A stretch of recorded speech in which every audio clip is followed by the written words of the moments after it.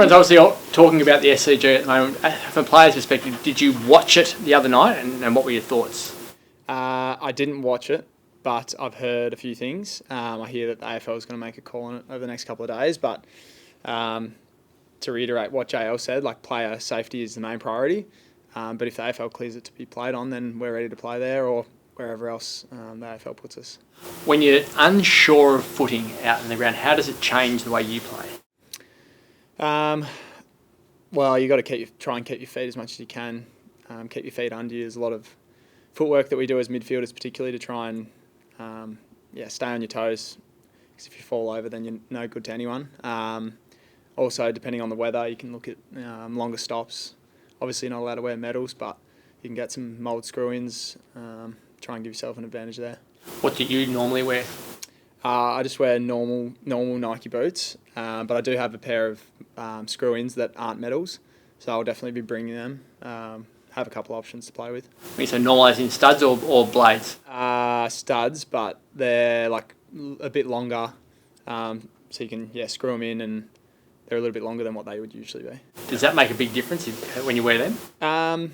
Yeah, I feel like it does. I mean, back in the day, you used to be able to wear medals, like growing up. I thought that was great, and then a few boys got some injuries from them, so shame we can't wear those anymore. But no, I think there's a lot to do with technique, and I guess at the end of the day, everyone's playing on the same ground, so if we are all falling over, we'll all be doing it together. So would you pack multiple pairs of boots to go for this weekend and see what it's like during the warm-up? I always travel with a couple of pairs. But yeah, I'll definitely bring a pair of screw-ins as well this weekend, so I'll have a few options. Would you normally take screw-ins with you? If I know it's going to be raining, I would always. So yeah, definitely will this week. If you have to play at a different venue this week, does that play into your favour? Into our favour? Yeah. I haven't thought about that. No, well, JL did touch on no matter where we play, like we're just going to try and bring our brand of footy.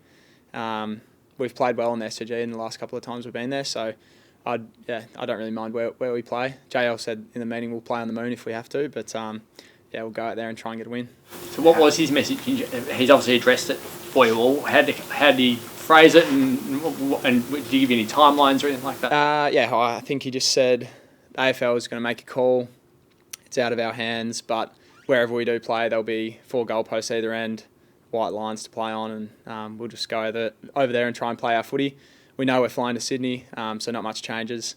But yeah, he was more focused on our footy. Has there been much talk throughout the group about the potential for change? Change of venue? Just briefly in that meeting there. Just talking about that, it could be at a number of different venues, but we need to try and keep our focuses the same, which have been holding us in good stead the last couple of weeks. So how important is that for you as a leader to keep everyone honed in and locked in when you don't know what's really going on? Yeah, no, it's definitely important. We've got tomorrow off and then our main training on Thursday.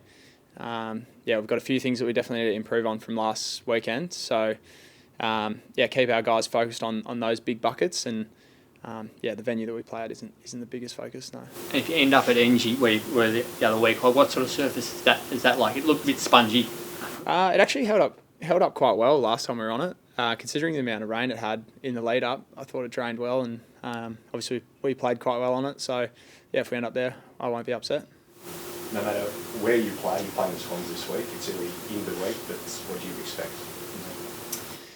They're a very talented side. We've had a lot of really close games and good battles with them. In particular, their midfielders, really talented, can impact on the scoreboard as well.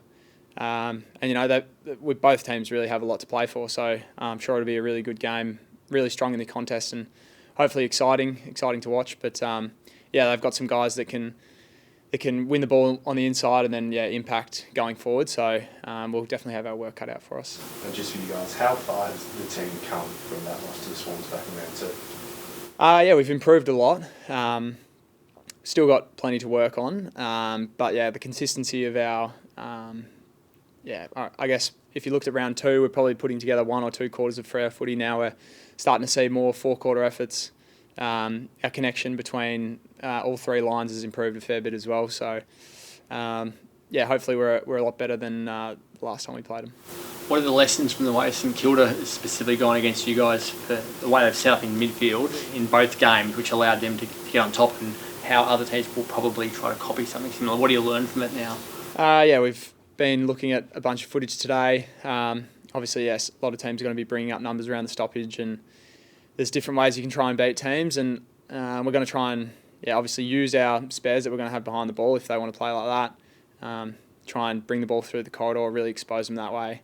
Because when they bring up a lot of numbers like that, if you just play skinny, you play into the opposition's hands. So hopefully we'll be trying to bring the ball excitingly through the corridor and give our forwards a really good look. But yeah, like you said, there's other teams that might be looking to do that, and there's multiple ways you can try and win.